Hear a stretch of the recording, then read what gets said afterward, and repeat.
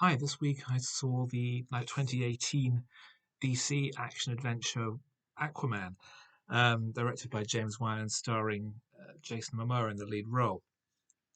It's the story of Arthur Curry, the half king of the underwater realm, who gets involved with all kinds of action. And I really can't summon up any enthusiasm about this at all. Um, I found it to be the most blandly generic, offensively lazy superhero picture I've seen in a very long time. Very boringly, unimaginatively written, with flat, generic, cardboard characters, awful casting. I mean, Momoa is supposed to be taken as some kind of underdog, and he looks like he eats mountains for breakfast. Um, Nicole Kidman is cast as his mother, even though she's only 13 years older than him and looks significantly younger. Um, Willem Dafoe plays the generic mentor character and looks like he's waiting to have a check placed in his outstretched hand. Patrick Wilson is signed on solely because he's mates with the director. It's just soul crushingly terrible. I've avoided seeing a lot of the DC films after Batman vs Superman because the first two were so awful. Justice League and Wonder Woman 1984 were also absolutely terrible.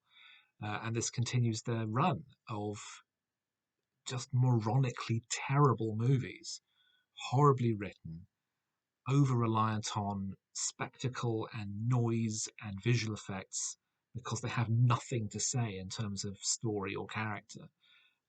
It's 2.5 hours long, and it was an absolute slog to get through. I did watch it in two parts, more out of practical necessity rather than artistic offense.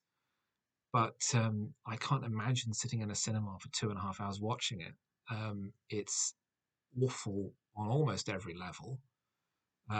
There's a lot of noise and visuals attempting to distract the audience from the sheer paucity of what they're looking at. Um, but for all the effort that the visual effects artists went to, it's in service of something which is fundamentally hollow and dead.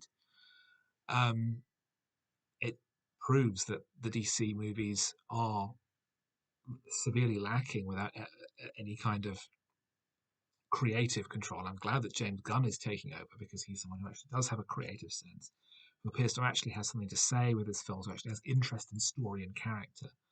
Because James Wan certainly doesn't. He had one good film with the first Saw movie, and then a string of sequels with that, which he didn't work on. And everything else he's done has apparently been completely dreadful. This continues his streak of being awful, and the film itself is pretty much unwatchable.